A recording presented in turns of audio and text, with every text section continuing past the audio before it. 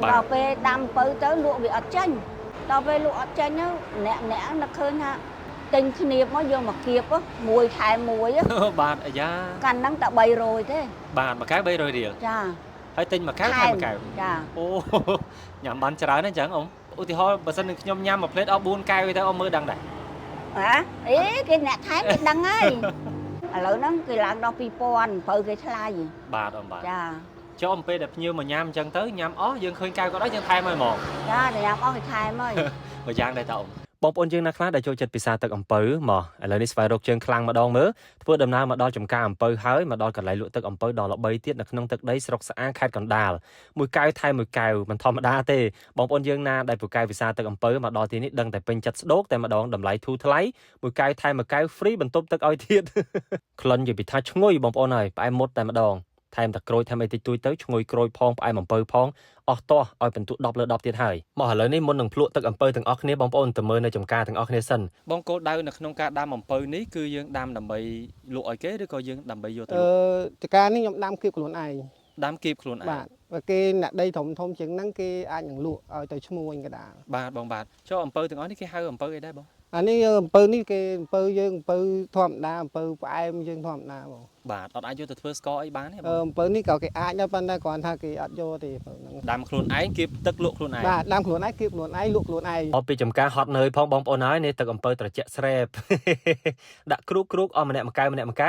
ប់មកទៀតក៏ថែមឲ្យភ្លាមនឹងតែម្ដងបងប្អូនល្អណាពេលដែលយើងញ៉ាំអស់អ្នកលក់គាត់ចំណាំហ្មងអូកែវណាញ៉ាំអស់កែវណាមិនទាន់ញ៉ាំឲ្យតែពេលយើងដាក់គ្រូកអស់ឬសូតែគ្រូកអាបាតកែវហ្នឹងគាត់កាន់មកកាតូទៀតចាក់ចូលច្រូចពេញទៀត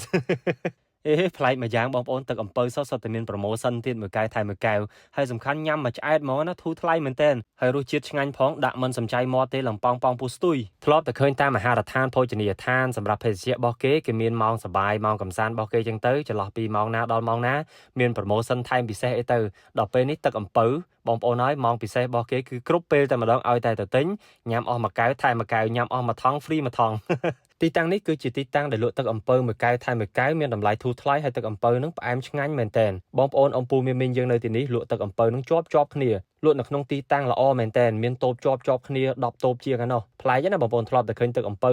លក់នៅតាមកលៀតផ្សារតាមទីសាធារណៈតាមផ្លូវឬក៏មុខវត្តមុខសាលារៀនក៏ប៉ុន្តែពេលនេះមុខវត្តមែនប៉ុន្តែមានតូបត្រឹមត្រូវល្អណាស់មើលទៅដូចហាងលក់ទឹកអំពៅអញ្ចឹងណាបងប្អូនហើយបងប្អូនយើងកុំភ្លេចសាកនៅពេលបានមកលេងនៅទឹកដីខេត្តកណ្ដាលជាពិសេសនៅក្នុងស្រុកស្អាងនេះបន្តតែម្ដងអរគុណសម្រាប់ការតាមដានទស្សនាវីដេអូនេះតាំងពីដើមរហូតដល់ចប់អរគុណដល់អ្នកសហការនៅក្នុងការផលិតខ្សែវីដេអូមួយនេះអរគុណដល់ផលិតផលទឹកយិនសិនម៉ាអ៊ីអ៊ី